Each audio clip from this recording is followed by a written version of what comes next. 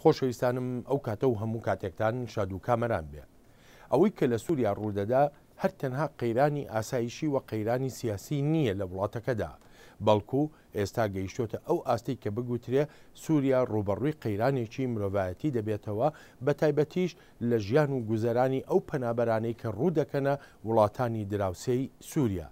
ژمارەی بێشوماری خەڵک کە وا مەزەندە دەکرێن نزیکەی 38,000 کەس بن ڕوویان لە وڵاتی ئوردون کردووە و لەوێش کۆمەڵێک گرفتی تایبەتی خۆیانیان هەیە لەو ئۆردوگایەدا کە تیایدا دانراون.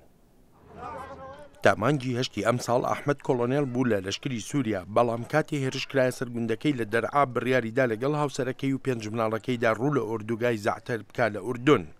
لەو کاتەشەوە ئەحمەد پەیوەندی کردووە بە لەشکری ئازادی سووریاوە.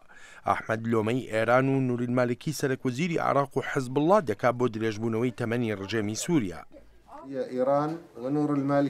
ئیران، عێراق، حەزب الله یارمەتی ئەسەد دەدەن.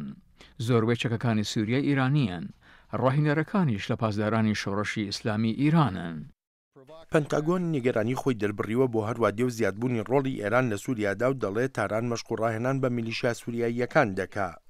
لەم بنکە تەندروستیەدا ئەم پیاوە دەڵێت بە گولەی سێرەگرێک لە دیمەشق بریندار بووە و قاچی بڕاوەتەوە. ئامۆزەکان بینی مرد، زۆر کەسم بینی دەمرن، زۆر ڕاخۆش و بەدە، دەمەوێت بەشار بڕوات. پەنابەرانی تریش باسییان لە دیمەنەکانی کوشتنی خەڵکی سیڤیل دەکرد و هەروەهاش کوژرانی جەنگاوەرانی سەرهەڵداوان. کارین وایتنینگ کارمەندی دەستگای پەنابەرانی سەر بە UN دەڵێت هەموو شەوێک نزیکەی 500 پەنابەر دەگەنە ئەم ئۆردوگایە. ئێستا لە خۆ ئامادەکردنداین تا بۆ زستان ئەم جۆرە خانووانە دابنین. ئەوەنەش کە خانوویان بەرناکەوێت ئەوە دەواری زستانیان بۆ دابین دەکەین. سەدان هەزار پەنابەری تری سووریایی پەنایان بردووەتە بەر وڵاتانی تری دراوسەی سووریا، تورکیا، لوبنان، عراق.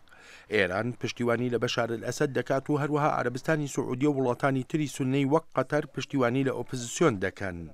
هەندێک مەترسیان هەیە لەوەی سووریا ببێتە شوێنی شەڕێکی درێژخایەنی سیڤیلی لە نێوان شیعە و سوننەدا.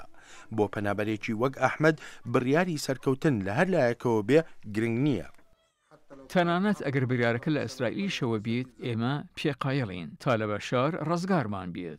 لەو ڕۆژەی داگیرکردنی ئیسرائیل دەستی پێکرد، هێندەی بەشار خەڵکیان نەکوشتووە. حکوومەتەکەی بەشار ئەسەد دەڵێت دەیەوێت گەلی سووریا لە سەرهەڵداوان بپارێزێت کە بە تێرۆریست ناودێریان دەکات.